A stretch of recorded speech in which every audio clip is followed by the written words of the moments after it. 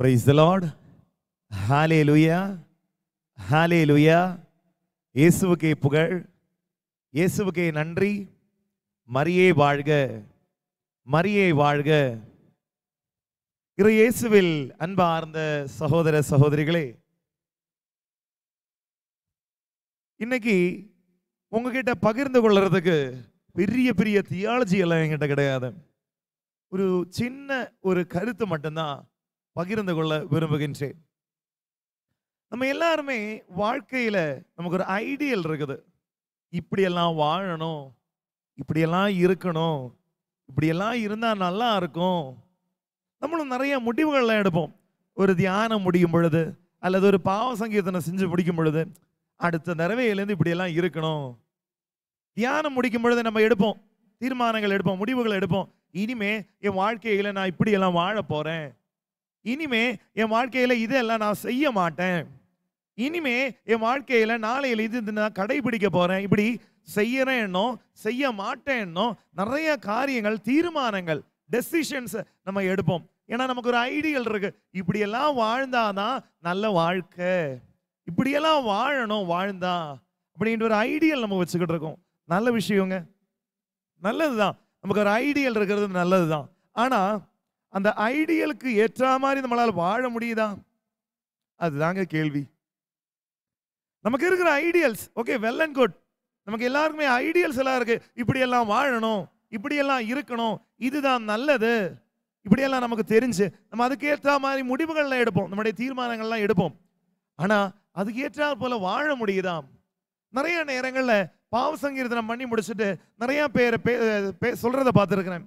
Father, பாவ சங்கீர்த்தனம் பண்ணிட்டு ஒரு 2 நாள் 3 நாள் ரொம்ப நல்லா இருக்குது. ஒரு சிலர் சொல்லுவாங்க 1 வாரம் 2 வாரம் ஒரு பிரச்சனையும் இல்லை ஃபாதர், 2 வாரம் 3 வாரத்துக்கு பெரிய ப்ராப்ளமே இல்லை, நீட்டா போயிட்டு இருக்கோம். ஆனா அது 2 வாரம் கழிச்சு அல்லது அந்த 3 வாரம் கழிச்சு என்னதான் நடக்குதுன்னே தெரியல. மறுபடியும் வண்டி எந்த ஷெட்ல இருந்து இறங்கி வந்துச்சோ அதே ஷெட்ல போய் நிக்குது ஃபாதர்.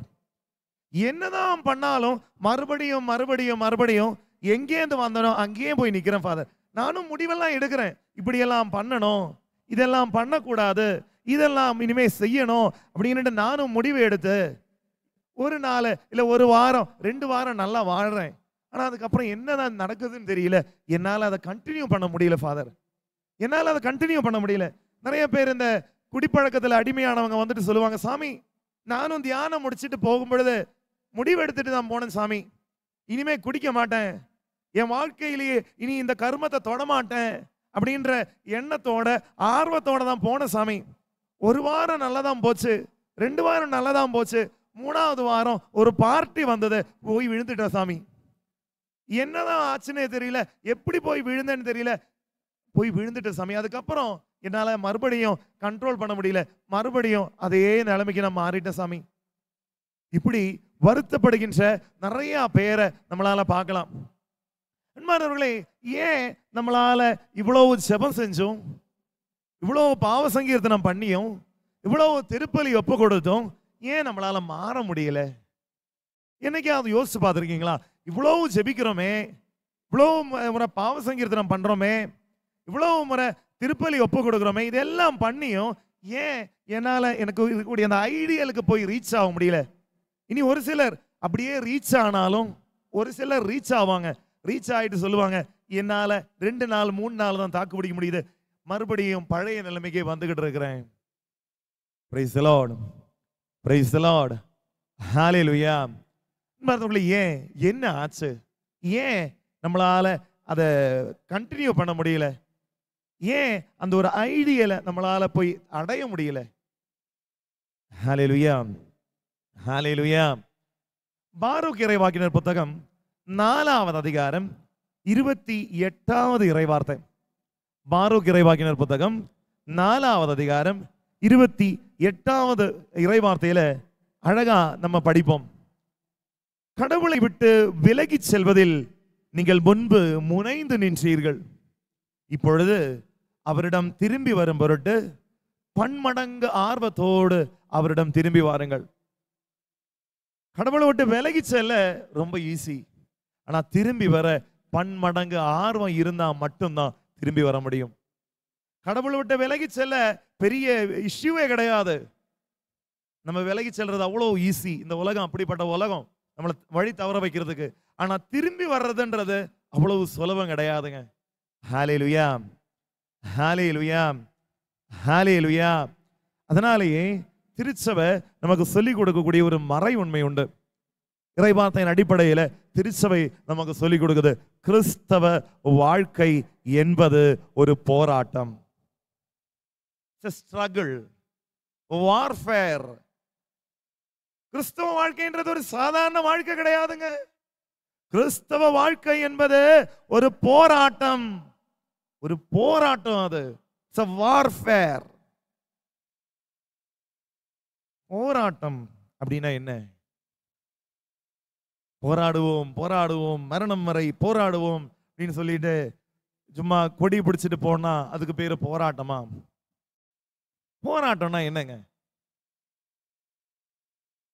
போராட்டம் அப்படின்னு பார்க்கும் பொழுது ரெண்டு வார்த்தைகளை மிக்ஸ் பண்ணி வச்சிருக்கிறதுன்னு நம்மளால புரிஞ்சுக்கலாம். போர், ஆட்டம். போர்ல நம்ம செய்யக்கூடிய ஆட்டத்துக்கு பேரு தான் போராட்டம். போர்ல ஒரு வீரன் என்ன செய்வான்? எதிர்த்து நிற்பான், போராடுவான். இது எல்லாமே தான் இந்த போராட்டம் அப்படின்னு சொல்றது. எதிர்த்து நிற்கணும், எதிர்த்து நிற்கணும். இல்ல ஒரு இலக்க அடைய அதுக்கான முயற்சி எடுக்கிறது, ஒரு லட்சியத்தை அடைய அதுக்கான கடினமான முயற்சி செய்யறது, இப்படி எல்லாமே இந்த போராட்டத்தில் வரக்கூடியது. ஹல்லேலூயா, ஹல்லேலூயா, ஹல்லேலூயா.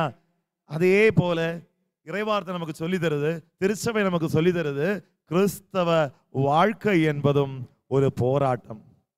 கிறிஸ்தவ வாழ்க்கை என்பதும் ஒரு போராட்டம். இந்த நாட்கள்ல நம்ம பலவிதமான போராட்டங்கள் பார்க்கலாம். நல்லதுக்கான எத்தனையோ போராட்டங்கள், நன்மைக்கான, நீதிக்கான எத்தனையோ போராட்டங்கள் நம்ம பார்க்கிறோம். அது கிறிஸ்தவங்கன்னு மட்டும் இல்லைங்க, எல்லா சமயங்கள்லையும் அந்த போராட்டங்கள் பார்க்கலாம். நன்மைக்காக போராடுகின்ற எத்தனையோ நல்ல உள்ளங்கள், நன்மைக்காக போராடுகின்ற எத்தனையோ நல்ல நல்ல மனிதர்கள், இப்படி ஏராளமான போராட்டங்கள் நடந்துகிட்டு இருக்க ஒரு காலகட்டத்தில் நம்ம இருக்கிறோம்.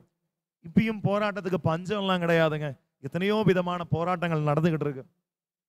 அதுக்கு மத்தியில கிறிஸ்தவ வாழ்க்கை என்பதே ஒரு போராட்டம்னு திருச்சபை நமக்கு சொல்லிக் கொடுக்க. வெளிப்படையான நடக்கிற போராட்டங்கள் மட்டும் இல்ல, கிறிஸ்தவ வாழ்க்கையே ஒரு போராட்டம் தான்.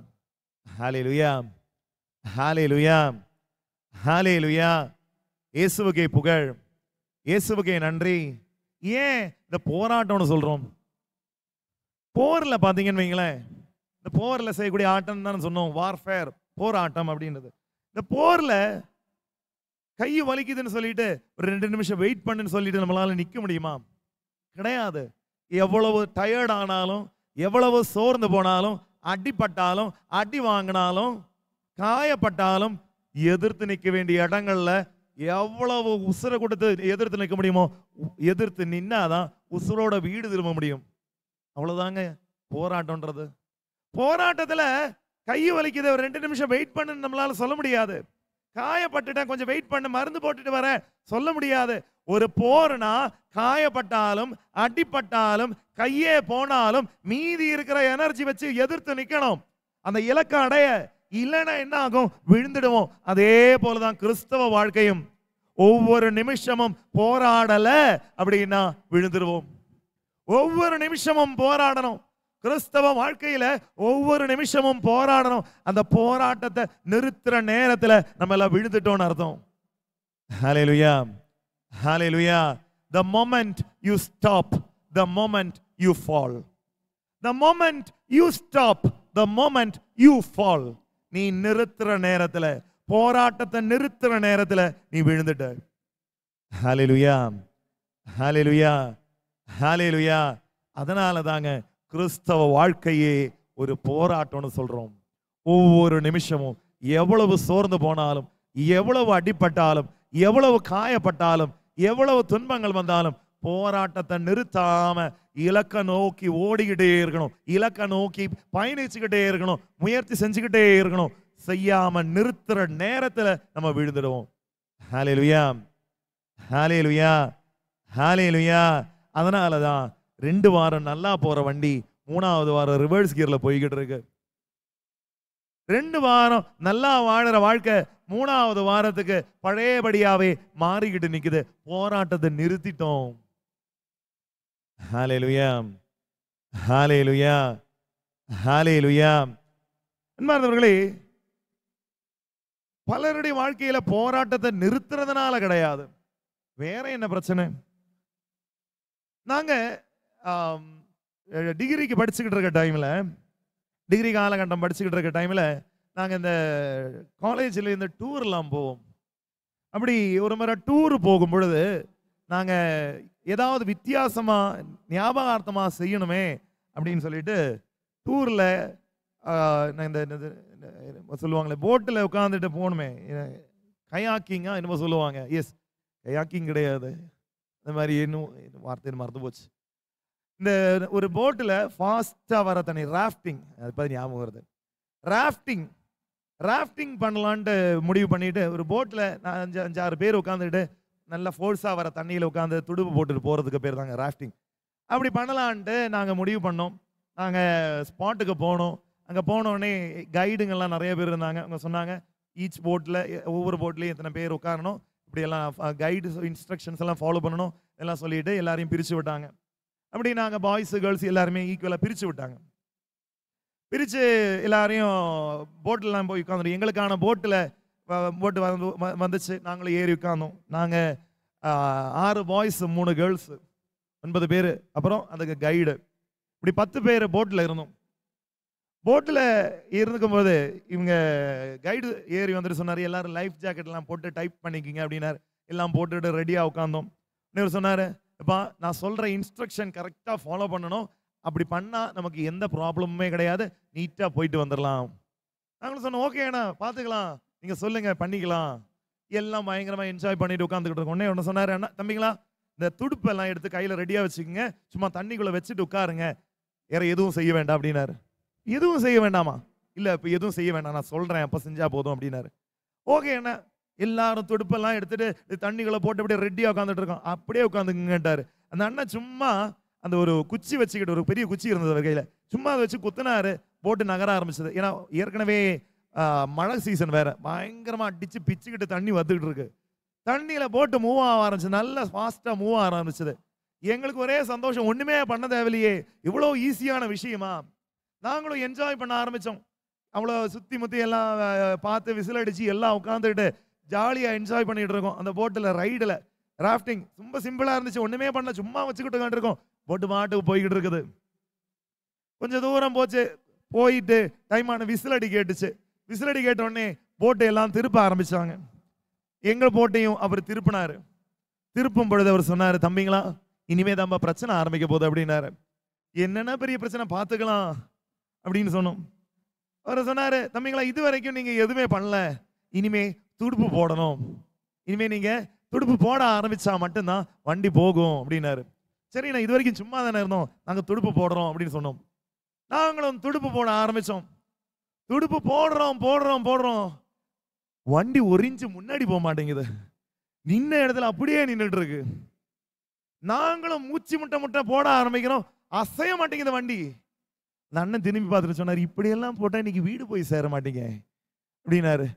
நல்லா இழுத்து பண்ணுங்கப்பா, சீக்கிரம் ஃபாஸ்டா பண்ணுங்க, அப்பதான் போட்டு போகும், ஏன்னா தண்ணி அவ்வளோ ஃபோர்ஸா வந்துகிட்டு இருக்கு அப்படின்னாரு. என்ன பண்றது, தலைவலியாச்சே, வீடுக்கு போகணுமேன்னு சொல்லிட்டு எல்லாம் மூச்சு முட்டை இறக்க அப்படியே துடுப்பு போட்டுக்கிட்டு இருக்கோம். நல்ல வேலை போட்டு மூவ் ஆக ஆரம்பிச்சது. எங்களுடைய எஃபர்ட்னால நல்லா முன்னாடி போச்சுங்க. மறுபடியும் சந்தோஷம், கஷ்டப்பட்டு பண்ணிட்டு இருந்தாலும் ஒரு சந்தோஷம், வீடு போய் சேர்ந்துடலாமே அப்படின்ட்டு. ஏன்னா அவ்வளோ ஃபோர்ஸா தண்ணி வருது. எல்லாம் பண்ணிட்டு நல்லா தான் போயிட்டு இருந்துச்சு வண்டி. கொஞ்சம் தூரம் போன வண்டி கொஞ்ச நேரம் கழிச்சு என்ன ஆச்சுன்னு தெரியல, அப்படியே ரிவர்ஸில் வர ஆரம்பிச்சது. போன ஸ்பீடில் அப்படியே ரிவர்ஸ் வர ஆரம்பிச்சு. எல்லாம் என்ன ஆச்சுன்னு பார்த்துட்டு இருக்காங்க. அந்த அண்ணன் திரும்பி பார்த்து பின்னாடி தம்பி அந்த 3 பொண்ணுங்க சும்மா கண்டிருக்காங்க கையில், அவங்கள ஏதாவது பண்ண சொல்லுங்கப்பா அப்படி. திரும்பி பார்த்தா 3 கையை கட்டிக்கிட்டு உட்காந்துருக்கு, கை வலிக்குதுன்ட்டு. அதுக்கப்புறம் அந்த பொண்ணுங்கள்ட்ட சொல்லி, அம்மா இப்படி எல்லாம் உட்காந்தா வீட்டு போக மாட்டோம், ஏதாவது பண்ணுங்கம்மான்னு சொல்லிட்டு கஷ்டப்பட்டு துடுப்பு போட்டு எப்படியோ ஒரு வழியா வந்து சேர்ந்தோம். வாழ்க்கையில் இனிமே ராஃப்டிங் மட்டும் போகக்கூடாதுன்ட்டு முடிவெடுத்துட்டு வந்தோம். அன்பார்ந்தவர்களே, நல்லா யோசிச்சு பாருங்களேன். போகும் பொழுது கையை அசைக்க கூட இல்லை, நாங்க ஒண்ணுமே பண்ணல, போட்டு மாட்டுக்கு போச்சு. திரும்பி வரும்போது நாங்க எஃபர்ட் போட்டுட்டு தான் இருந்தோம். திரும்பி வரும்பொழுது நாங்க எஃபர்ட் போட்டுட்டு தான் இருந்தோம். எஃபர்ட் போட்டும் ஏன் வண்டி ரிவர்ஸ்ல போச்சுன்னு யோசிச்சு பாத்தீங்களா? முதல்ல போகும்பொழுது நாங்க ஒண்ணுமே பண்ணலைங்க, சும்மா கையை வச்சுக்கிட்டு உட்காந்துருந்தோம், போட்டு போச்சு. திரும்பி வரும் பொழுது நாங்க எஃபர்ட் கொடுத்துட்டு தான் இருக்கிறோம், கொடுத்தும் வண்டி என் ரிவர்ஸ் கியர்ல போச்சு. அவ்வளவுதாங்க. நாங்க கொடுத்த எஃபர்ட்டை விட எதிரில் வர ஃபோர்ஸ் அதிகமா இருந்தது. நாங்க கொடுத்த எஃபர்ட்டை விட எங்களுக்கு எதிரில் வந்த அந்த ஒரு ஃபோர்ஸ் அது ரொம்ப அதிகமா இருந்ததுனால என்ன ஆச்சு? எங்க வண்டி பின்னாடி போச்சு. இதே தாங்க வாழ்க்கையிலையும். இந்த படகு நம்ம வாழ்க்கை தாங்க, இந்த வாழ்க்கை தாங்க. உலகப்புறமா நம்ம வாழும் பொழுது என்ன ஆகுதுன்னு கேட்டீங்கன்னா, அந்த ஃப்ளோலயே போயிட்டு இருப்போம். நீங்க ஒண்ணுமே பண்ண வேண்டாம். உலகப்புறமா நீங்க வாழும் பொழுது பெருசா ஒண்ணும் பண்ண வேண்டாங்க, சும்மா உட்கார்ந்து போனா போதும், அதுவாவே நம்மளை கூட்டிட்டு போவோம். நீங்க வேணா ட்ரை பண்ணி பாருங்களேன். ஒரு 5 நிமிஷம் மொபைல் போன் எடுத்து உட்கார்ந்து பாருங்க, ஷார்ட்ஸ் பார்க்கலாம், இல்ல இன்ஸ்டாகிராம்ல ரீல்ஸ் பார்க்கலாம்னு சொல்லிட்டு 5 நிமிஷத்துக்கு உட்கார்ந்துப்போம். ஆனா 5 நிமிஷம் 5 மணி நேரம் போறது நமக்கு தெரியாது. ஆனா அதே நேரத்துல ஒரு 5 நிமிஷம் பைபிள் படிக்கலாம்னு பைபிள் எடுத்து வச்சு பாருங்க, 5 மணி நேரம் ஆன மாதிரி இருக்கும் 5 நிமிஷம் ஆனா. அதாங்க உலகம், அதாங்க உலகம். ஒரு நாள் பூரா ஏதாவது ஒரு வேலையில, ஏதாவது ஒரு ப்ராஜெக்ட் ஒர்க்கோ, ஏதோ ஒரு வேலை இன்ட்ரெஸ்ட், நமக்கு பிடிச்ச ஒரு வேலை வருதுன்னு வைங்க, இல்ல நம்ம செய்ய வேண்டிய கன்ஃபார்மா செய்ய வேண்டிய ஒரு வேலை வருது. ஒரு நாள் பூரா சாப்பிடாம உட்கார்ந்து நம்ம வேலை செய்வோம். ஒரு நாள் பூரா சாப்பிடாம உட்கார்ந்து வேலை செய்வோம். இல்ல ஏதாவது நைட் டைம்ல வேலை செய்யணுமா, நைட்டு பூரா கண்ணு ஒழிச்சு சின்ன ஒரு தூக்க கலக்கமே இல்லாம நம்ம ஒரு வேலை செய்வோம். ஒரு பிரச்சனையும் வராது. ஒரு நாளைக்கு உபவாசம் இருந்து பாருங்க, காலையில மூக்கு முட்டை சாப்பிட்டு மத்தியானம் உபவாசம் இருந்து பாருங்க, 11 மணி ஆன உடனே கிளாக்ல பெல் அடிக்குதோ இல்லையோ, வயிற்றுல பெல் அடிக்கும், டைம் ஆச்சுரான்ட்டு. அதாங்க உலகம், அதாங்க உலகம். உலகப்புறமா வாழும் பொழுது ஏறி உட்கார்ந்தா போதும், உலகம் நம்மளை கூட்டிட்டு போவோம். ஆனா நான் போற ரூட் சரியில்லைன்னு சொல்லி திரும்பி ஆண்டவனை நோக்கி நான் பயணிக்கும் பொழுது மல்லு கட்டி நான் முயற்சி செய்யணும், மல்லு கட்டி நான் முயற்சி செய்யணும். அதுதான் நம்ம பாரூக் இறைவாக்கினர் புத்தகத்தில் படிச்சோம். பாரூக் 4:28 நம்ம படிச்சோம், ஆண்டவரை விட்டு விலகி செல்வதில் நீங்கள் முன்பு முனைந்து நின்றீர்கள், இப்பொழுது அவரிடம் திரும்பி வரும் பொருட்டு பன்மடங்கு ஆர்வத்தோடு அவரிடம் திரும்பி வாருங்கள். பன்மடங்கு ஆர்வம் இல்லாம உன்னால திரும்பி வர முடியாது, முடியாது. நீ எஃபர்ட் போடாததுனால கிடையாது, நீ ஜெபிக்காததுனால கிடையாது, நீ கோயிலுக்கு போகாததுனால கிடையாது, பத்தல, உன்னுடைய எஃபர்ட் பத்தல. உனக்கு எதிரில் வர ஃபோர்ஸை விட உன் எஃபர்ட் கம்மியா இருக்கு. அதனாலதான் நல்லா போய்கிட்டு இருந்த உன் படகு திடீர்னு பின்னாடி வருது, திடீர்னு பின்னாடி வருது. 2 வாரம் நல்லா போன படகு 3வது வாரம் திரும்பி வருது. காரணம் உன் எஃபர்ட் பத்தல, நீ ஜெபிக்கிறது பத்தல, நீ உபவாசம் இருந்தது பத்தல, இன்னும் அதிகப்படுத்தணும். ஹல்லேலூயா, ஹல்லேலூயா, ஹல்லேலூயா. இயேசுவுக்கே புகழ், இயேசுவுக்கே நன்றி. கிறிஸ்தவ வாழ்க்கை என்பது போராட்டம், கிறிஸ்தவ வாழ்க்கை என்பது போராட்டம். மாணவர்களே, எபேசியருக்கு எழுதிய திருமுகம் 6வது அதிகாரம் 10லேருந்து 20 வரையுள்ள இறைவார்த்தைகள் பார்த்தீங்கன்னா, அந்த ஒரு பேசேஜினுடைய தலைப்பு என்ன தெரியுமா? கிறிஸ்தவ வாழ்வின் போராட்டம். கிறிஸ்தவ வாழ்வின் போராட்டம் அப்படின்னு அந்த தலைப்பு. அதுல இந்த கிறிஸ்தவர்கள் யார் கூட எல்லாம் போராடுறாங்க, கிறிஸ்தவ வாழ்க்கையில யார் கூட எல்லாம் போராட வேண்டி இருக்குது அப்படின்னு ஒரு லிஸ்ட் அங்க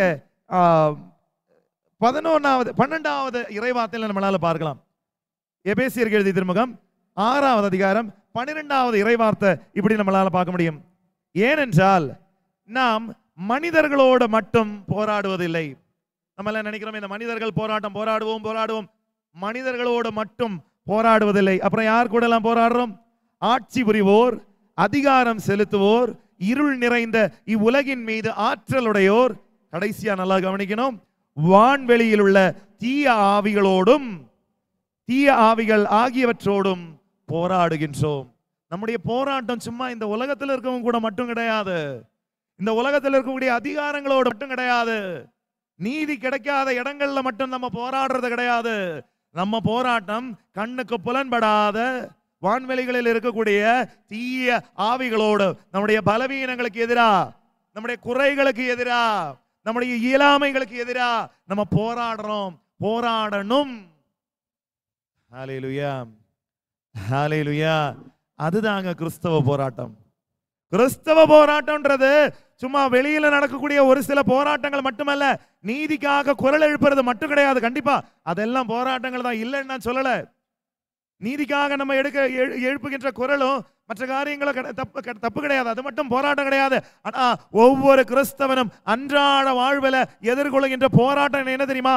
தனக்கு எதிரான போராட்டம், தன்னுடைய இயலாமைகளுக்கு எதிராக, தன்னுடைய பலவீனங்களுக்கு எதிராக, தனக்குள்ள இருக்கக்கூடிய தீய நாட்டங்களுக்கு எதிராக எடுக்கக்கூடிய போராட்டம் தான் ஒவ்வொரு நாளைக்கும் ஒவ்வொரு கிறிஸ்தவனும் எதிர்கொள்கின்ற போராட்டம். ஹல்லேலூயா, ஹல்லேலூயா, ஹல்லேலூயா. இயேசுவுக்கே புகழ், இயேசுவுக்கே நன்றி. மரியே வாழ்க, மரியே வாழ்க. ஹல்லேலூயா, ஹல்லேலூயா, ஹல்லேலூயா. அன்பார்ந்தவர்களே, நிறைய பேர் இந்த போராட்டம் நிறைந்த வாழ்க்கையில நிறைய பேர் சொல்லுவாங்க, சாமி ஜெபிச்சா அல்லது ஒரு தியானத்துக்கு போயிட்டு வந்தா வாழ்க்கை நல்லாதானே மாறணும் சாமி. வாழ்க்கை மோசமா இருக்கிற வாழ்க்கையா இருந்தா இன்னும் கொஞ்சம் பெட்டராக தான் செய்யணும். ஆனா என்ன ஆகுது, நிறைய நேரங்கள்ல மோசமா வர வாழ்க்கை இன்னும் மோசமா மாறக்கூடிய ஒரு சில நிலைமைகளை, கேசுகளை நம்மளால பார்க்கலாம். ஒரு அக்கா வந்து சொன்னாங்க, சாமி என் கணவர் வாரத்தில் 2 நாள் குடிச்சிட்டு இருந்தார், தியானத்துக்கு அனுப்பி விட்டேன், இன்னைக்கு இப்போ 7 நாளும் குடிச்சுக்கிட்டு இருக்கிறாரு. ஒரு அண்ணன் வந்து சொன்னார், சாமி என் பொண்டாட்டி தியானத்துக்கு முன்னாடி எல்லாம் சும்மா திட்டிட்டு தான் இருப்பா, எப்ப பார்த்தாலும் சும்மா திட்டிட்டு தான் இருந்தா, என்னதான் தியானத்துல சொல்லி கொடுத்தீங்களோ தெரியல, இப்ப ஏறி நின்று மிதிக்கிறா. தியானத்துக்கு போயிட்டு வந்தா இல்ல ஜெபத்துக்கு போயிட்டு வந்தா வாழ்க்கை நல்லா தானே மாறணும். ஏன் தலைகீழ மாறிக்கிட்டு இருக்கு ஒரு சில இடங்கள்ல? ஏன் தலைகீழ மாறிக்கிட்டு இருக்கு? தியானம் முடிச்சு போகும்போது பாத்தீங்கன்னா அப்படியே சம்மனசு மாதிரி இருப்பாங்க. முதல் நாள்ல பாத்தீங்கன்னு வைங்களேன், அப்படியே என்னமோ ஸ்ட்ரைட்டா விண்ணகத்திலேருந்து இறங்கி வந்த மாதிரி, ஸ்ட்ரைட்டா பார்சல் ஆபீஸ்ல இருந்து விண்ணகத்திலேருந்து அப்படியே இறங்கி வந்த மாதிரி, அப்படியே என்ன ஒரு பயம், என்ன ஒரு பக்தி, என்ன ஒரு பணிவு, அப்படியே ஸ்ட்ரைட்டா இன்னைக்கு இறந்து அப்படியே விண்ணகத்துக்கு போயிடலாமோ அப்படின்னு தோணும். இந்த தியானம் முடிச்சுட்டு அல்லது ஜப பாவசங்கத்தெல்லாம் முடிச்சுட்டு வரும்போது பார்த்தீங்கன்னா அவ்வளோ கன்னிமரியாளுக்கு தங்கச்சி மாதிரியும் சூசையப்பருடைய அண்ணம்பைய மாதிரியும் அப்படியே என்ன ஒரு பணிவு, தாழ்ச்சி, இறை பக்தி, என்ன ஒரு வித்தியாசம். ஒரு நாள் போட்டுமே மனசுல இருக்காது, மனசு மட்டும்தான் இருக்கும். ஒரு வாரம் போட்டுமே மனசு கூட போயிட்டு ஒண்ணுமே இருக்காதங்க. ஏன் என்ன ஆகுது? சம்மனசு மாதிரி தியானம் முடிச்சுட்டு போற வாழ்க்கை என்ன ஆச்சு? நெகட்டிவா போச்சே. ஏன் ஏன் நெகட்டிவா போச்சு?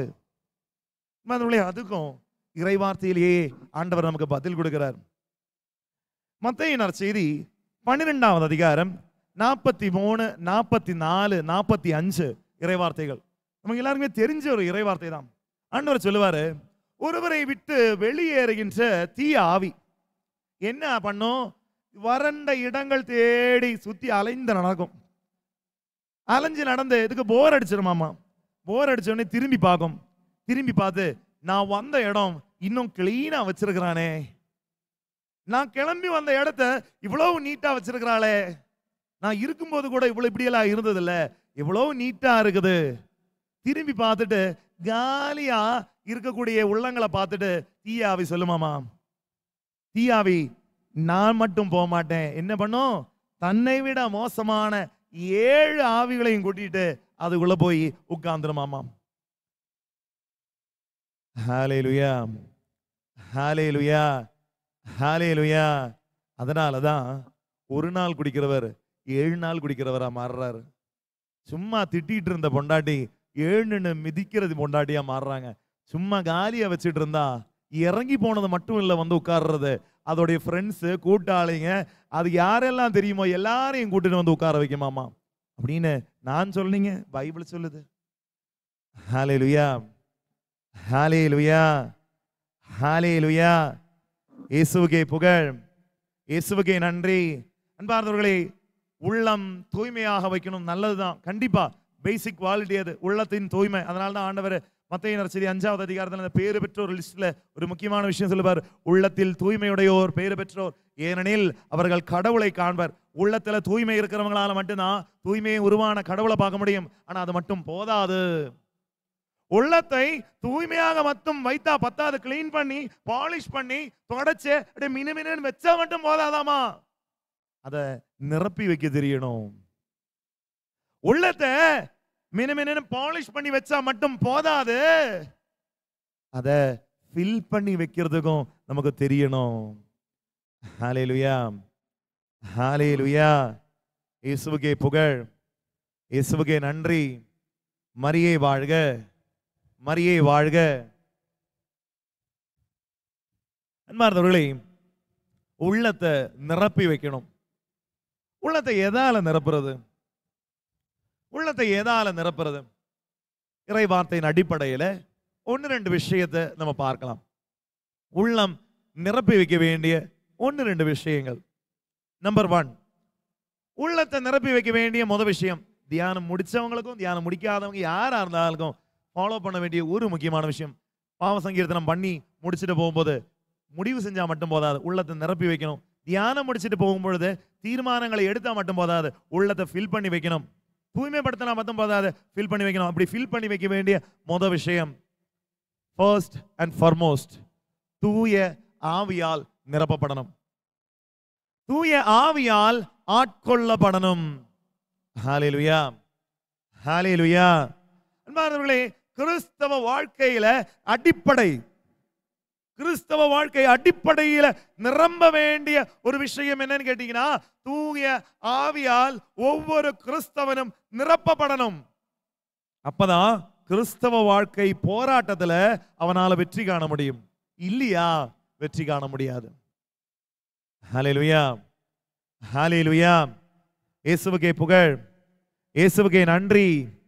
மரியே வாழ்க, மரியே வாழ்க.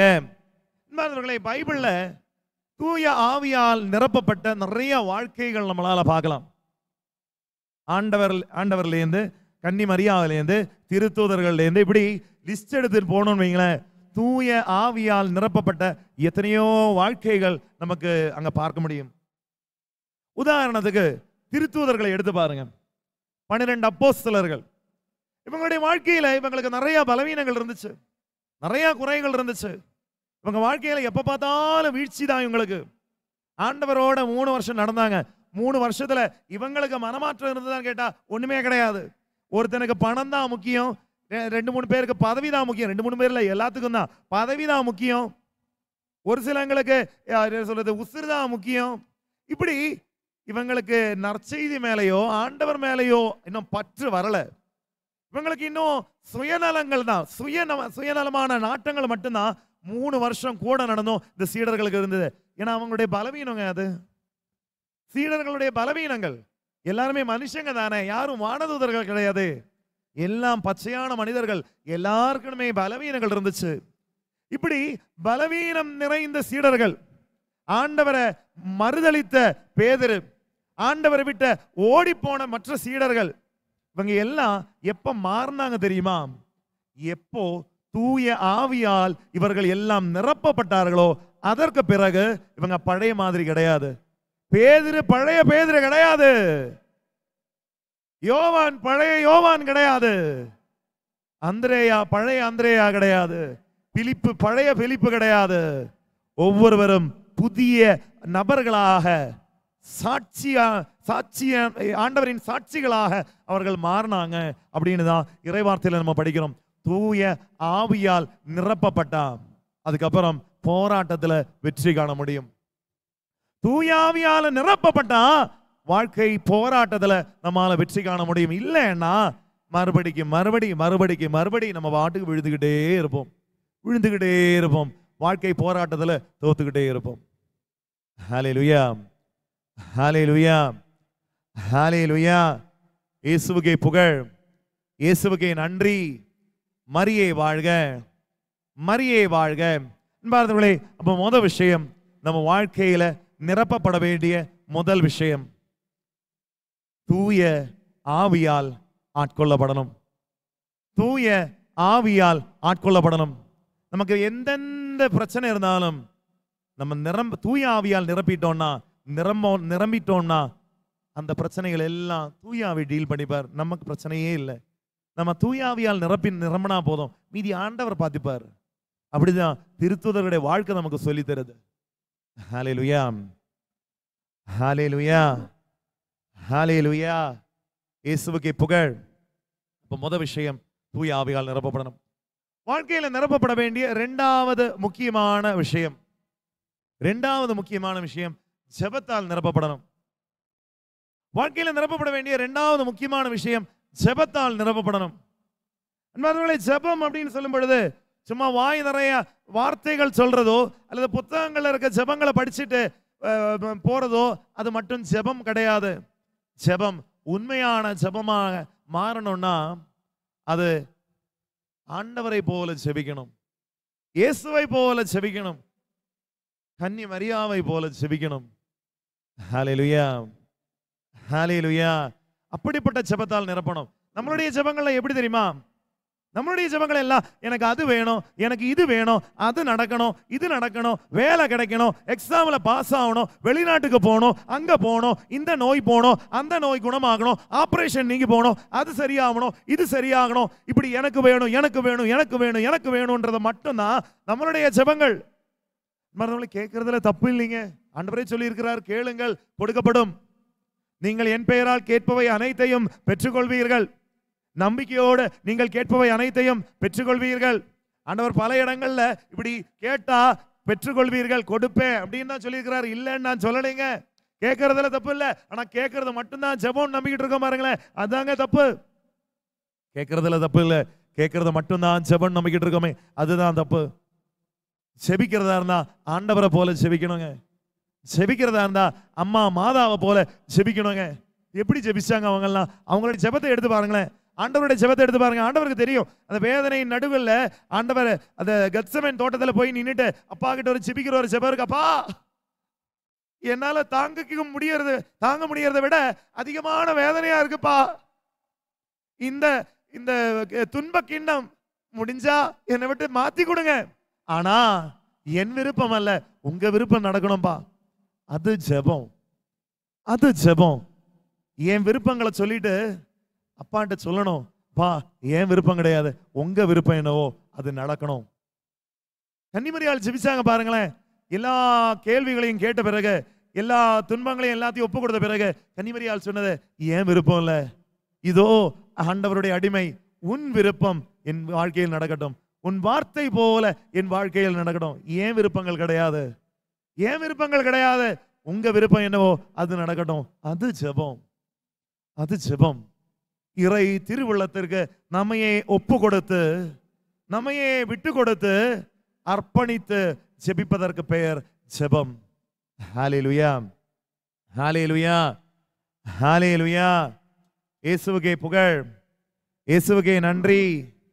மரியே வாழ்க, மரியே வாழ்க. அன்பார்ந்தவர்களே, அப்படிப்பட்ட ஆழமுள்ள ஜெபத்தால நம்முடைய வாழ்க்கை நிரப்பப்படணுங்க. சும்மா மேலோட்டமான ஜெபங்கள் கிடையாது. இன்னைக்கு நம்ம வாழ்க்கையில் இருக்கக்கூடாது அப்படியே மேலோட்டமான ஜெபங்கள், மேலோட்டமான ஜெபங்கள். எனக்கு அது வேணும், இது வேணும், அது சொல்லணும், இது செய்யணும், அது பண்ணணும், இது பண்ணணும், இது வேணும், அது வேணும், இப்படி மேலோட்டமான ஜெபங்களா நம்ம வாழ்க்கையில இருக்குது. அப்படி மேலோட்டமான ஜெபங்கள் எது? ஆழங்களுக்கு கடக்கணும், ஆழங்களுக்கு போகணும். அங்க ஆழங்கள்ல போய் வலையை இறக்கினாதான் மீன் ஏதாவது மாட்டோம். சும்மா மேலேயே போட்டுட்டு இருந்தா மீன் கிடைக்காது. வாழ்க்கை போராட்டத்தில் தோத்துருவ. வாழ்க்கை போராட்டத்தில் ஜெயிக்கணுமா? ஆழங்கள்ல போய் வலையை இறக்கணும். உன்னுடைய ஜெபம் ஆழமுள்ள ஜெபமா மாறணும். சும்மா மேலோட்டமா ஜெபிச்சுக்கிட்டு இருந்தேன் வை, ஒரு பிரயோஜனமும் இல்லை. ஹல்லேலூயா, ஹல்லேலூயா, ஹல்லேலூயா. இயேசுவுக்கே புகழ், இயேசுவுக்கே நன்றி. அன்பார்ந்தவர்களே, இன்னைக்கு இந்த ஜெபத்தினுடைய கலாச்சாரம் எல்லாம் குறைஞ்சிக்கிட்டே இருக்குது. பழைய காலங்கள்ல எல்லாம் இந்த வீடுகள்ல எல்லாம் இந்த குடும்ப ஜெபமாலை சொல்ற ஒரு நிகழ்வு நம்மளால பார்க்கலாம். எல்லா குடும்பங்களையும் ஒரு ஜெபமாலை சொல்லக்கூடியது. ரீசெண்டா கேரளாவுக்கு போயிருந்தேங்க. எனக்கு ரொம்ப சந்தோஷமா இருந்த ஒரு விஷயம் என்ன தெரியுமா? கேரளாவில் நான் இருக்கும்போது, இங்கே தமிழ்நாட்டில் அதிகமாக நான் கவனிச்சதில்லை இருக்குதான்னு தெரியல. நான் வீட்டுக்கு போகும்போது அங்கே 7 மணிக்கு கோயிலில் மணி அடிப்பாங்கங்க. இந்த மணி அடித்தா எங்கள் ஊரில் எங்கள் ஏரியா பார்த்தீங்கன்னா கிறிஸ்டியன் பெல்ட்டு. 7 மணிக்கு மணி அடித்தா எல்லா வீடுகள்லையும் ஜெபமால ஆரம்பிப்பாங்க. அப்படியே வெளியில் ஒரு வாக்கிங் போனோம்னு வைங்களேன், எல்லா வீட்டிலையும் ஜெபம் உயர்ற சத்தம் நம்மளால கேட்கலாம். அருள் நிறைந்த மரியே வாழ்க, அருள் நிறைந்த மரியே வாழ்க, விண்ணகத்தில் இருக்கிற தந்தை எப்படின்ட்டு எல்லா சுத்தி இருக்கிற நிறைய வீடுல, எல்லா வீடுகளையும் பெரியவங்க சின்னவங்க தாத்தா பாட்டின்ட்டு இப்படி நிறைய பேர் ஒன்னா சேர்ந்து உட்கார்ந்து ஜெபிக்கிற ஜெபத்தின சவுண்டு கேட்டாலே போதுங்க. அது ஒரு தனி ஃபீலு. ஆனா இன்னைக்கு பல இடங்கள்லயும் அப்படி கேட்க மாட்டேங்குது. இன்னைக்கு வேதனையான காரியம் என்னன்னா, நிறைய வீடுகள்ல குடும்ப ஜெபம் கிடையாதுங்க. குடும்ப ஜெபம் கிடையாது. கொஞ்சம் வருஷத்துக்கு முன்னாடி யோசிச்சு பாருங்களேன், நம்ம அப்பா அம்மா முட்டி போடுறா, கையை கூப்பிடா, சிலுவடையாளம் போடுறா, இப்படி ஒவ்வொன்றத்தையும் சொல்லி சொல்லி சொல்லி சொல்லி முட்டி போட வச்சு கை கூப்ப வச்சு வீட்டுல ஜெபிக்க சொல்லி கொடுத்த ஒரு கலாச்சாரம் இன்னைக்கு எந்த வீட்டுலங்க சொல்லி கொடுக்குறாங்க? எந்த வீட்டுலங்க சொல்லி கொடுக்குறாங்க? பிள்ளைங்க டியூஷன் போறாங்களா பாக்குறாங்க, பிள்ளைங்க சரியா ஸ்விம்மிங் கிளாஸுக்கு போறாங்களா, கராட்டே கிளாஸுக்கு போறாங்களா, இங்கிலீஷ் கரெக்டா படிக்கிறாங்களா, மேக்ஸ்ல வீக்கா இருக்கிறாங்களா, எல்லாம் பார்க்கிற பெற்றோர் இன்னைக்கு பிள்ளைங்க ஜெபிக்கிறாங்களா, பிள்ளைங்க கோயிலுக்கு போறாங்களா, பிள்ளைங்க பாவ சங்கீதம் பண்றாங்களா, அவங்க ஜெப வாழ்க்கை எவ்வளவு ஆழமுள்ள ஜெப வாழ்க்கையா இருக்குது. எத்தனை பேரண்ட்ஸ் பார்ப்போங்க, எத்தனை குடும்பங்களை பார்த்துக்கிட்டு இருக்கோம். பிள்ளைங்க சரியில்லை, பிள்ளைங்க அது பண்றது இல்ல, பிள்ளைங்க கோயிலுக்கு போறது இல்லைன்னு மட்டும் பிள்ளைங்களை குறை சொல்லிக்கிட்டே இருக்கிறோமே. எத்தனை வீடுகளில் சொல்லி கொடுத்துட்டு இருக்கோம் பிள்ளைங்க ஜெபிக்கிறதுக்கு? எத்தனை வீடுகளில் குடும்பத்தில் சூழ்நிலை உருவாக்கி கொடுத்துட்டு இருக்கோம் பிள்ளைங்களுக்கு ஜெபிக்கிறதுக்கான சூழ்நிலைய கம்மியா இருக்குது. அப்புறம் பிள்ளைங்களை குறை சொல்லி என்ன பிரச்சனை? ஹல்லேலூயா, ஹல்லேலூயா, ஹல்லேலூயா. ஜெபத்தினுடைய கலாச்சாரம் கொண்டு வரணும். ஜெபிக்கின்ற குடும்பங்களாக குடும்பங்கள் மாறணும். தனிப்பட்ட வாழ்க்கையில ஆழமுள்ள ஜெப வாழ்க்கை வேணும். சும்மா மேலோட்டமான ஜெபங்கள் கிடையாது. ஆழமுள்ள ஜெப வாழ்க்கை இருந்தா மட்டும்தான் வாழ்க்கை போராட்டத்துல ஜெயிக்க முடியுங்க. இல்லைன்னா முடியாது, தோத்துருவோம், விழுந்துருவோம். ஹல்லேலூயா, ஹல்லேலூயா. இயேசுவுக்கே புகழ், இயேசுவுக்கே நன்றி. மரியே வாழ்க, மரியே வாழ்க. அப்போ வாழ்க்கை நிரப்பப்பட வேண்டிய இரண்டாவது முக்கியமான விஷயம், கிறிஸ்தவ வாழ்க்கை போராட்டம் வெற்றி பெறணும்னா நிரம்ப வேண்டிய இரண்டாவது முக்கியமான விஷயம், ஆழமுள்ள ஜெபத்தால் வாழ்க்கை நிரப்பப்படணும். Praise the Lord, praise the Lord, hallelujah, hallelujah. வாழ்க்கை நிரப்பப்பட வேண்டிய மூணாவது முக்கியமான விஷயம், வாழ்க்கை நிரப்பப்பட வேண்டிய மூணாவது முக்கியமான விஷயம், இறை வார்த்தையால் நம்முடைய வாழ்க்கைகள் நிரப்பப்படணும். இறை வார்த்தையால் நிரப்பப்படணும். நமக்கு எத்தனையோ விஷயங்கள் நம்ம படிக்கிறோம் வாழ்க்கையில. சின்ன வயசுலேருந்தே இந்த சப்ஜெக்ட் புக்கு, அது இது மேகசின்ஸ், நியூஸ் பேப்பர், எத்தனையோ விஷயங்கள் நம்ம படிக்கிறோம். பைபிளும் படிக்கிறோம். நல்லா உண்மையை சொன்னா எத்தனை இறை வார்த்தை நமக்கு மனப்பாடமாக தெரியுங்க. எத்தனை இறை வார்த்தை நம்மளால கண்ணை மூடி சொல்ல முடியும். எத்தனை இறை வார்த்தை நம்ம நெஞ்சோட சேர்த்து வச்சிருக்கிறோம் கேட்டா இன்னைக்கு கத்தோலிக்கர்கள் மத்தியில கம்மிதாங்க. இறை வார்த்தைக்கான முக்கியத்துவம் சும்மா வீட்டில் ஒவ்வொரு நாளைக்கும் அப்படி என்ன சொல்றது, இந்த புக் இப்படி பைபிளை திறந்து ஒரு சில நான் பார்த்துருக்கேன், ஒவ்வொரு நாளைக்கு இப்படி திறந்து என்ன வருது பார்த்து படிச்சுட்டு போற, அதுக்கு பேரு பைபிள் படிக்கிறது கிடையாது. அதுக்கு பேரு இறை வார்த்தை படிக்கிறது கிடையாது. ஹல்லேலூயா, ஹல்லேலூயா. திருச்சபை சொல்லிக் கொடுக்கிறது, இறை வார்த்தையால வாழ்க்கை நிரப்பப்படணும். இறை வார்த்தையால வாழ்க்கையானது நிரப்பப்படணும். ஹல்லேலூயா, ஹல்லேலூயா, ஹல்லேலூயா. இயேசுவுக்கே புகழ், இயேசுவுக்கே நன்றி. அன்பானவர்களே, நம்ம மற்ற விஷயங்கள் எத்தனையோ புக்குகளை படிக்கிறோம். பைபிளை பற்றி எழுதப்பட்ட புத்தகங்களை படிக்கிறோம். நற்கருணையை பற்றிய, திருப்பலியை பற்றிய புத்தகங்கள், புனிதர்களை பற்றிய புத்தகங்கள், இது எல்லாம் படிக்கிறோம். நிறைய மோட்டிவேஷனல் புக்ஸு, நல்லது தாங்க, படிச்சதுல தப்புகள்லாம் கிடையாது. நீங்க புக்கெல்லாம் படிக்கிறது நல்ல விஷயம் தாங்க. ஆனா மற்ற புத்தகங்கள் படிக்கிறதுக்கும் பைபிள் படிக்கிறதுக்கும் என்ன வித்தியாசம்? மற்ற புத்தகங்கள் படிக்கிறதுக்கும் இறை வார்த்தை படிக்கிறதுக்கும் ஏதாவது வித்தியாசம் இருக்குதுங்களா? இறை வார்த்தையை பற்றி எழுதின புத்தகங்களா இருக்கலாம், மோட்டிவேஷனல் புக்கா இருக்கலாம், செப புத்தகங்களா இருக்கலாம், அல்லது என்ன சொல்றது, புனிதர்களை பற்றிய புத்தகங்களா இருக்கலாம், கன்னிமரியாவை பற்றிய புத்தகங்களா இருக்கலாம், நற்கருணையை பற்றிய புத்தகங்களா இருக்கலாம். அப்படி மற்ற புத்தகங்களை படிக்கிறதுக்கும் இறை வார்த்தை படிக்கிறதுக்கும் என்ன வித்தியாசம்? ஒரே வித்தியாசம்தான், ஒரே வித்தியாசம்தான். இங்கிலீஷ்ல சொன்னா அருமையா சொல்லுவோம். இங்கிலீஷ்ல ஒரு அருமையான ஒரு சென்டென்ஸ் ஒன்று இருக்கு. Books May inspire you, only Bible can transform you. புத்தகங்கள் உனக்கு ஊக்குவிக்கும், உனக்கு உற்சாகப்படுத்தும். இப்படி எல்லாம் வாழ்ந்தா நல்லது, இப்படி எல்லாம் வாழ்ந்தா உன் வாழ்க்கை நல்லா இருக்கும், இப்படி எல்லாம் தான் கன்னிமரியால் வாழ்ந்தாங்க, இப்படி எல்லாம் தான் சூசேப்பர் வாழ்ந்தாரு, இப்படிதான் புனிதர்கள் வாழ்ந்தாங்க, இறை வார்த்தைகள் இப்படிதான் சொல்லி இருக்கு, நற்கருணை எல்லாம் இப்படிதான் இருக்குது அப்படின்னு சொல்லிட்டு ஊக்குவிக்கும். மற்ற புத்தகங்கள் உனக்கு வழிகாட்டும், அவ்வளவுதான். ஊக்குவிக்கும், அவ்வளவுதான். உற்சாகப்படுத்தும், அவ்வளவுதான். It may inspire you, either it may motivate you, okay, nothing. ஆனா இறை வார்த்தையால மட்டும்தான் உன்னுடைய வாழ்க்கையை மாற்ற முடியும். இறை வார்த்தையால மட்டும்தான் உங்களுடைய வாழ்க்கையை மாற்ற முடியும். Only Bible can transform your lives. Hallelujah, hallelujah, hallelujah, hallelujah. இயேசுவுக்கே புகழ். இந்த புத்தகத்தால மட்டும்தான் வாழ்க்கையை தொட முடியும். மற்ற விஷயங்கள் வழிகாட்டும். இப்படியெல்லாம் வாழணும், இப்படியெல்லாம் செய்யணும், இப்படியெல்லாம் இருக்கணும், வழிகாட்டும், வழிகாட்டும். இந்த ஒரு புத்தகத்தை தவிர வேற எந்த புத்தகத்தாலையும் இந்த உலகத்துல வாழ்க்கையை தொட முடியாது. ஹalleluya, hallelujah, hallelujah. Only Bible can transform your lives. Hallelujah, hallelujah. இயேசுவுக்கே புகழ், இயேசுவுக்கே நன்றி. மரியே வாழ்க, மரியே வாழ்க. ஹalleluya, ஹalleluya. மற்ற புத்தகங்களை படிக்க வேண்டாம்னு நான் சொல்லலைங்க. படிக்கிறது நல்லது, படிக்கிறது நல்லது. இறை வார்த்தையை பற்றி எழுதினது, புனிதர்களை பற்றிய புத்தகங்கள் வாழ்க்கைக்கு அதுவும் தேவைதான். ஊக்குவிக்கணும், நமக்கு உற்சாகப்படுத்துறதுக்கு அதெல்லாம் தேவை. ஆனால் மாற்ற தேவை இறை வார்த்தை. வாழ்க்கை மாறணும்னா இறை வார்த்தை தொடணும். இறை வார்த்தை தொட்டாதான் வாழ்க்கை மாறும். எத்தனை வாழ்க்கைகள் உங்களுக்கு வேணும்? சவேரியாருடைய வாழ்க்கை எடுத்து பாருங்க. ஒருவர் உலகம் முழுவதையும் தமதாக்கி கொண்டாலும் தம் ஆன்மாவை இழப்பாரெனில் அவருக்கு கிடைக்கும் பயன் என்ன அப்படின்ற ஒரு வார்த்தை வாழ்க்கையை மாத்துச்சு. ஒரு வார்த்தை வாழ்க்கையை மாற்றுச்சு. சின்னஞ்சிறியோராகிய என் சகோதரருள் ஒருவருக்கு நீ செய்தது எனக்கே செய்தது அப்படின்னு சொன்ன ஒரு வார்த்தை மதர் தெரேசா, கல்கத்தாவின் மதர் தெரேசாவினுடைய வாழ்க்கையை மாத்துச்சு.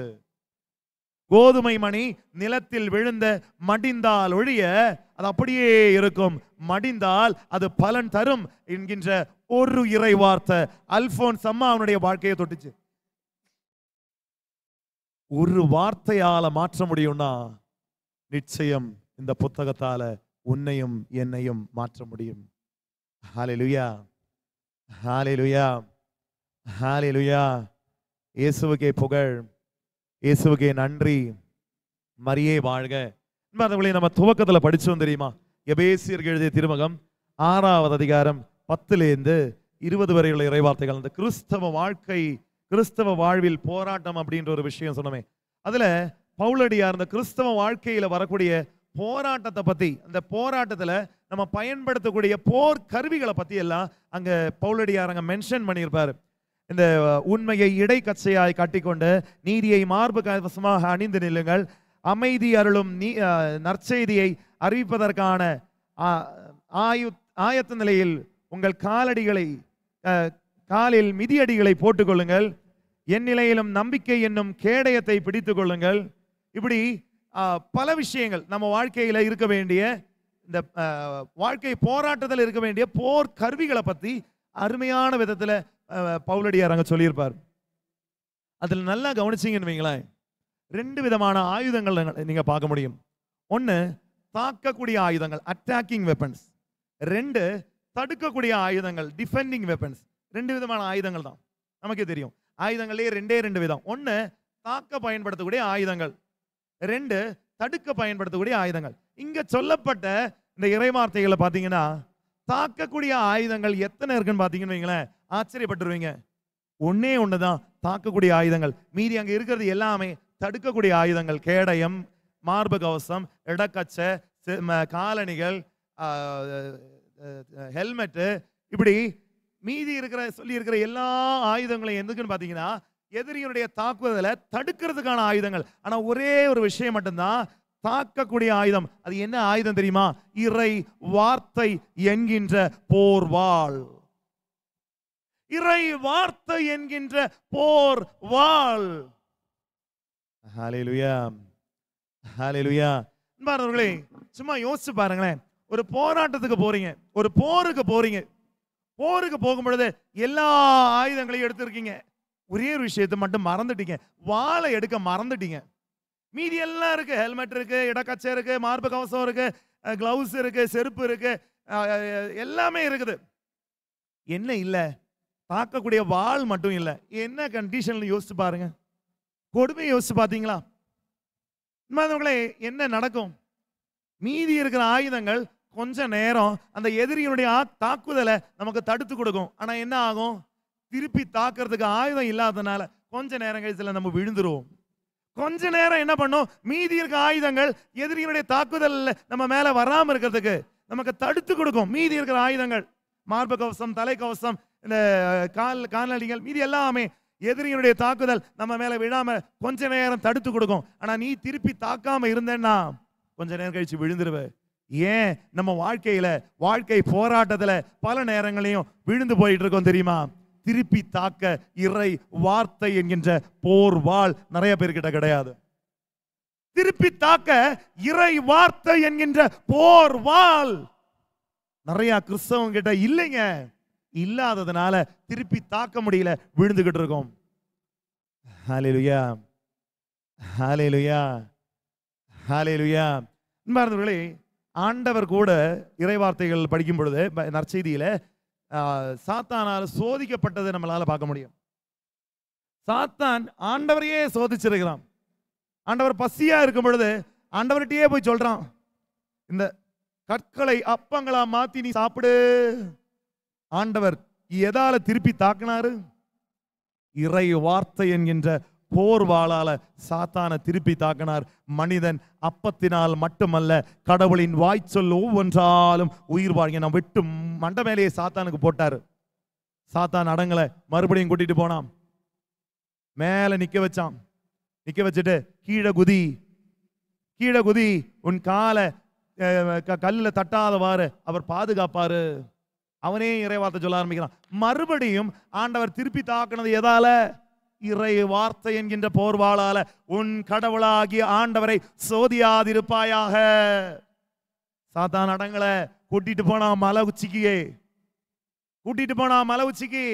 நீ ஒண்ணும் பண்ண வேண்டாம், எல்லாம் உனக்கு தரேன், சும்மா தலை வணங்க, தலை வணங்க, எல்லாம் உனக்கு தரேன். ஆண்டவர் திருப்பி தாக்குனது எதால? இறை வார்த்தை என்கின்ற போர்வாளால். ஆண்டவர் மறுபடியும் சாத்தான் மண்ட மேலே வெட்டினாரு. உன் கடவுளாகிய ஆண்டவர் ஒருவரை மட்டும் நீ ஆராதிக்க வேண்டும். சாத்தான மண்ட மேலேயே வெட்டினாரு. இறை வார்த்தை ஆண்டவரோட இருந்ததால ஆண்டவரால அந்த வாழ்க்கை போராட்டத்தில் வெற்றி காண முடிஞ்சது. இன்னைக்கு உங்களுடைய வாழ்க்கையில, என்னுடைய வாழ்க்கையில ஏன் வெற்றி காண முடியல? போர்வாள் இல்ல, போர்வாள் இல்ல நம்ம கிட்ட. இறை வார்த்தை என்கின்ற போர்வாள் இல்லாததுனால, திருப்பி தாக்க நம்ம கிட்ட போர்வாள் இல்லாததுனால விழுந்து போயிட்டு இருக்கோம், விழுந்துகிட்டு இருக்கோம். சின்ன ஒரு பிரச்சனை வரும் பொழுதே விழுந்துடுறோம். ஹல்லேலூயா, ஹல்லேலூயா, ஹல்லேலூயா. இயேசுவுக்கே புகழ், இயேசுவுக்கே நன்றி. மரியே வாழ்க, மரியே வாழ்க. அன்பார்ந்தவர்களே, அப்போ நம்முடைய வாழ்க்கை நிரப்பப்பட வேண்டிய மூணாவது முக்கியமான விஷயம் என்னன்னு கேட்டீங்கன்னா, இறை வார்த்தை என்கின்ற போர்வாள். இறை வார்த்தையால வாழ்க்கை நிரப்பப்படணும். ஏன்னா இதால மட்டும்தான் வாழ்க்கையை தொட முடியும், வாழ்க்கையை மாற்ற முடியும். ஹalleluya, ஹalleluya, ஹalleluya. இயேசுவுக்கே புகழ், இயேசுவுக்கே நன்றி. மரியே வாழ்க. 3 விஷயம் சொன்னோம். வாழ்க்கை நிரப்பப்பட வேண்டிய 3 முக்கியமான விஷயங்கள். 1, தூய ஆவியால் ஆட்கொள்ளப்படணும். 2, ஜெபத்தால் நிரப்பப்படணும். 3, இறை வார்த்தையால நிரப்பப்படணும். 4வது முக்கியமான விஷயங்க, 4வது நம்ம வாழ்க்கையில் நிரப்பப்பட வேண்டிய முக்கியமான விஷயம் நோன்பு, உபவாசம், ஒருத்தல் முயற்சிகளால் நம்ம வாழ்க்கை நிரப்பப்படணும். நிறைய பேர் யோசிக்கக்கூடிய ஒரு விஷயம் இருக்கு, எதுக்கு நோன்பு இருந்துக்கிட்டு, ஏன் நோன்பு இருக்கணும்? நோன்பு இருக்காமல்லாம் இருந்தா, நோன்பு இல்லைன்னா என்ன வானமா இடிஞ்சு விழுந்துடும்?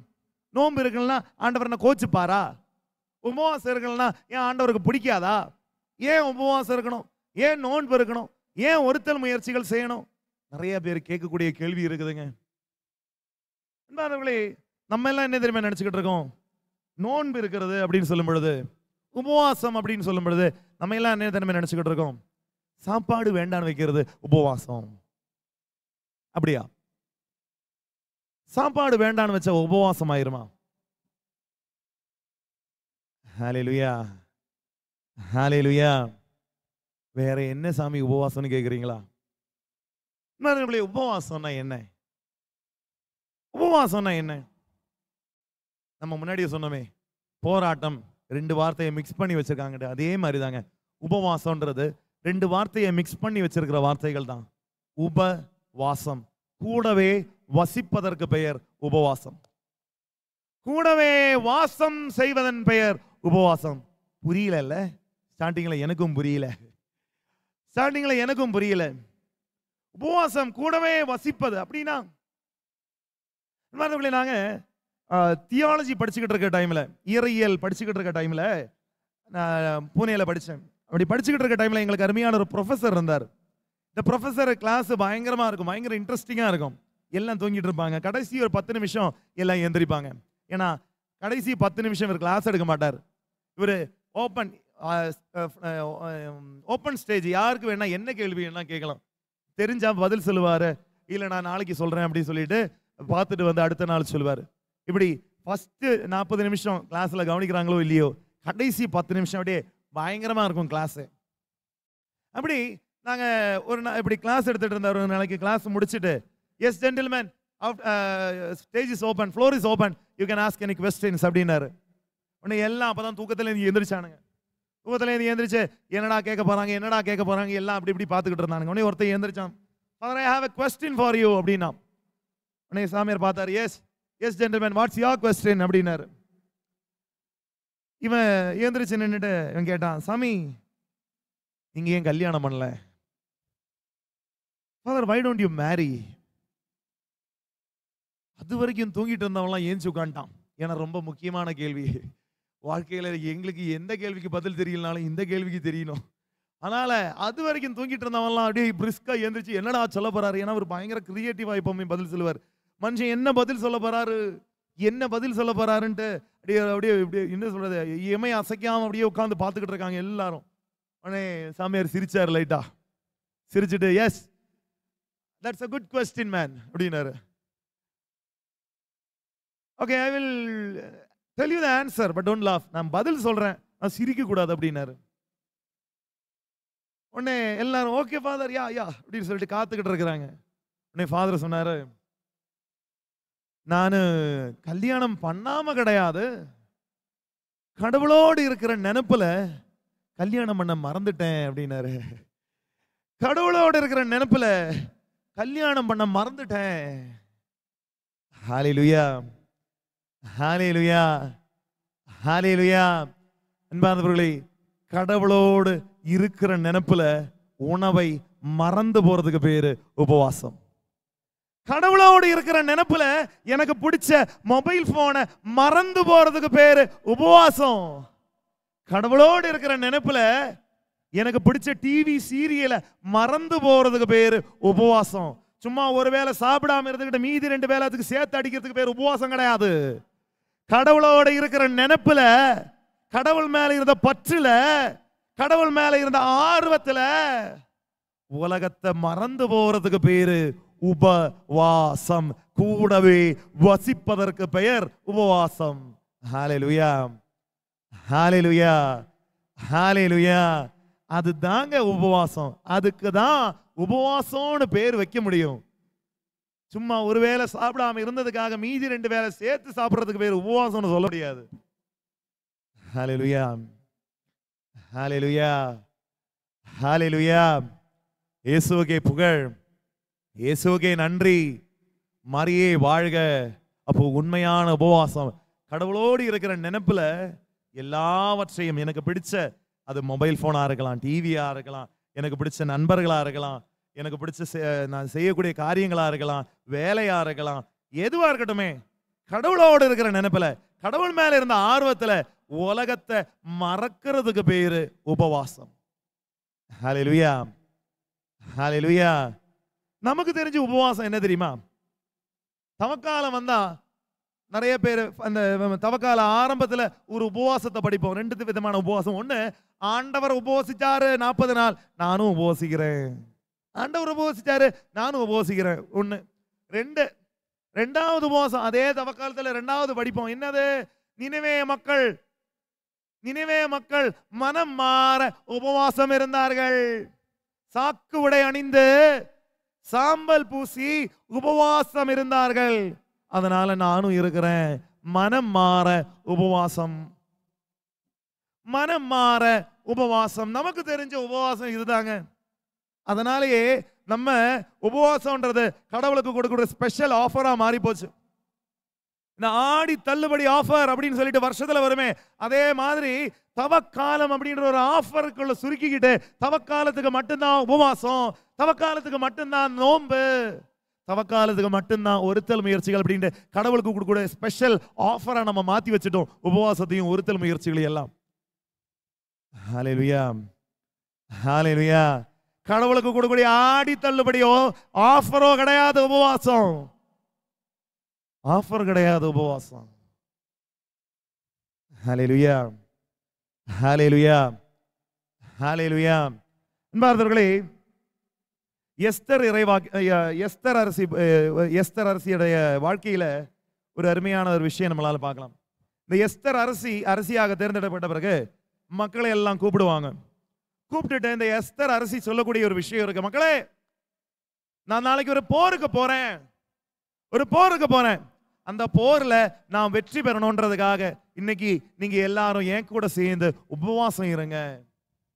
எஸ்தர் நூல் 4வது அதிகாரம் நினைக்கிறேன்.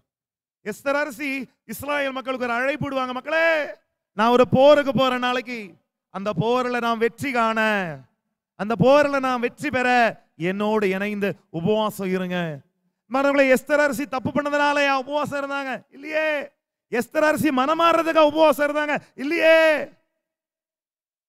நாளைக்கு நடக்க போற போர்ல வெற்றி பெறணும்ன்றதுக்காக உபவாசம் இருந்தவங்க. நம்மள எத்தனை பேர் வாழ்க்கை போராட்டத்துல வெற்றி காண உபவாசம் இருந்து ஜெபிக்கிறவங்க இருக்கிறோம்? நம்மள எத்தனை பேர் வாழ்க்கை போராட்டத்துல வெற்றி காண உபவாசம் இருந்து ஜெபிக்கிறவங்க இருக்கிறோம்? நிறைய பேர் இருக்கிறாங்க, இல்லைன்னு நான் சொல்ல. ஆனா 90% அதை பத்தி கவலைப்படாதவங்க தாங்க, நான் உள்பட. ஹல்லேலூயா, ஹல்லேலூயா, ஹல்லேலூயா. இயேசுவுக்கே புகழ், இயேசுவுக்கே நன்றி. மரியே வாழ்க, மரியே வாழ்க. திருத்தூதர்கள் பணிகள்ல பவுலையும் சீலாவையும் பிடிச்சி ஜெயில தூக்கி போடுவாங்க. 2 பேரும் ஜெயில தூக்கி போட்டுட்டு சாப்பாடெல்லாம் கொடுப்பாங்க. ஆனா இவனுக்கு 2 பேரும் சாப்பிடவே மாட்டாங்க. உபவாசம் இருந்து ஜெபிப்பாங்க. உபவாசம் இருந்து அப்படி நெருப்பா பற்றி எறிவாங்க. பவுலும் சீலாவும் தப்பு பண்ணதுனாலேயே உபவாசம் இருந்தாங்க? இல்லையே. பவுலும் சீலாவும் மனம் மாறுறதுக்காக உபவாசம் இருந்தாங்க?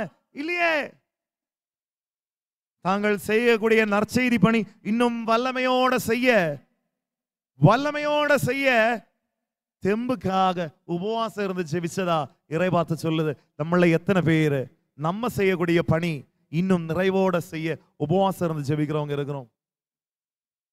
ஹல்லேலூயா, ஹல்லேலூயா, ஹல்லேலூயா. உபவாசம்ன்றது கடவுளுக்கு கூடிய ஸ்பெஷல் ஆஃபர் கிடையாதுங்க. ஏதோ தவக்காலத்துக்கு மட்டும் ஒதுக்கி வைக்க வேண்டிய ஒரு காரியம் கிடையாது. வெள்ளிக்கிழமைகள்ல மட்டும் செய்யக்கூடிய ஒரு அல்லது ஒரு ஒரு பக்த முயற்சி மட்டும் கிடையாது. எல்லா நாளைக்கும் கொண்டு வரலாங்க. அது சும்மா சாப்பாடு வேண்டான்னு வைக்கிறது மட்டும் உபவாசம் கிடையாது.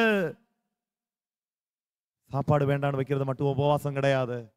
உண்மையான உபவாசம்ன்றது கடவுளோடு இருக்கிற நினைப்புல நமக்கு எதெல்லாம் பிடிக்குமோ, அது சாப்பாடுன்னு இல்லை, மொபைல் போனா இருக்கலாம், இன்டர்நெட்டா இருக்கலாம், டிவியா இருக்கலாம், மற்ற விஷயங்களா இருக்கலாம், அதை வேண்டான்னு வைக்கிறது, அதை மறந்து போறதுக்கு பேரு உபவாசம். உபவாசம். ஹல்லேலூயா, ஹல்லேலூயா, ஹல்லேலூயா. இயேசுவுக்கே புகழ், இயேசுவுக்கே நன்றி. மரியே வாழ்க, மரியே வாழ்க. அன்பார்ந்தவர்களே, 4 விஷயம் நம்ம சொன்னோம். நம்முடைய கிறிஸ்தவ வாழ்க்கை போராட்ட வெற்றிகரமா முன்னாடி கொண்டு போகணும்னா, வண்டி ரிவர்ஸ் கியர்ல வராம தைரியமா முன்னாடி போகணும்னா இருக்க வேண்டிய, நிரப்பி வைக்க வேண்டிய 4 முக்கியமான விஷயங்கள். தூய ஆவியால் ஆட்கொள்ளப்படணும். 2, உண்மையான ஜெபத்தால், இயேசுவை போன்ற, கன்னிமரியாவை போன்ற ஜெபத்தால் வாழ்க்கை நிரப்பப்படணும். 3 இறை வார்த்தையால நிரப்பப்படணும். 4 தவ முயற்சிகள், ஒருத்தல் முயற்சிகளால், உபவாசம், நோன்பினால் வாழ்க்கை நிரப்பப்படணும். இப்படி எல்லாம் நிரப்பி வச்சோன்னு வைங்களேன், உள்ள வந்து உட்கார்றதுக்கு வேற எதுக்காவது இடம் இருக்குமா? யோசிச்சு பாத்தீங்களா? ஒண்ணுமே இருக்காதுங்க. நம்ம மாட்டுக்கு ஃபுல்லா நிரப்பி வச்சிருந்தா அப்புறம் ஏதாவது உள்ள வந்து உட்காருமா? இந்த கிளாஸ்ல ஏற்கனவே ஃபுல்லா தண்ணி இருந்தா இதுல வேற எதையாவது நம்மளால நிரப்ப முடியுமா? முடியாதே, முடியாதே. அதே மாதிரிதான் உள்ளத்தை தூய ஆவியால, ஜெபத்தால, இறை வார்த்தையால, ஒருத்தல் முயற்சிகளால எல்லாம் நம்ம நிரப்பி வச்சிருந்தோம்னு வைங்களேன், வேற எதுவும் நம்ம உள்ள வந்து உட்காராது. நம்ம வாழ்க்கை போராட்டம் பின்னாடி நோக்கி ரிவர்ஸ் கியர்ல போகாது. இல்லையா? இல்லையா? நம்ம நிச்சயம் ரிவர்ஸ் கியர்ல நம்ம வண்டி போகும்.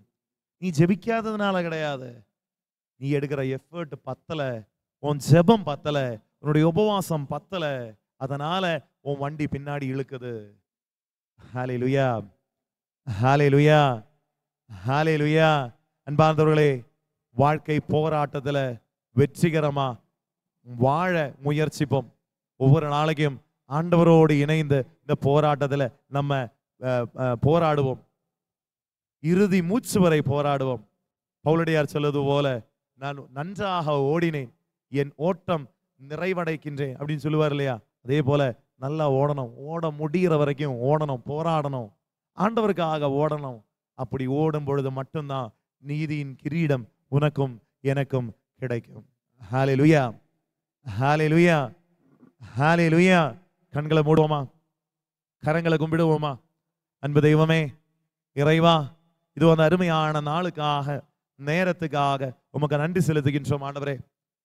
கடந்த கால வாழ்க்கையில, எங்களுடைய வாழ்க்கை போராட்டத்துல எத்தனையோ முறை விழுந்துள்ளோம் ஆண்டவரே, சோர்வடைந்துள்ளோம். எத்தனையோ முறை முயற்சி செஞ்சோம், பல நேரங்கள்லையும் வண்டி பின்னாடி ரிவர்ஸ் கியர்ல போயிருக்கு. நாங்க எத்தனையோ முறை நாங்க முடிவு செஞ்சோம், அந்த முடிவுல நிலைச்சு நிற்க முடியல ஆண்டவரே. உணர்கின்றேன், உம்மோடு இணைந்து இந்த போராட்டத்தை நாம் வாழணும். இந்த வாழ்க்கை போராட்டத்தை உம்மோடு இணைந்து நான் போராடணும், முயற்சிக்கணும். இறை வார்த்தையால் நிரப்பப்பட்டு, தூய ஆவியால் ஆட்கொள்ளப்பட்டு, ஜெபம் நிறைந்த ஒரு வாழ்க்கை வாழ்ந்து, ஒருத்தல் முயற்சிகளால், உபவாசத்தால் என்னுடைய வாழ்க்கையை நிரப்பி அபிஷேகத்தோடு வாழ என்னை ஆசீர்வதி. அம்மா, மாதாவி, எனக்காக பரிந்து பேசும். எல்லாம் வல்ல இறைவன், தந்தை, மகன், தூய ஆவியானவர் நம் ஒவ்வொருவரையும் நிறைவான விதத்தில் ஆசீர்வதிப்பாராக.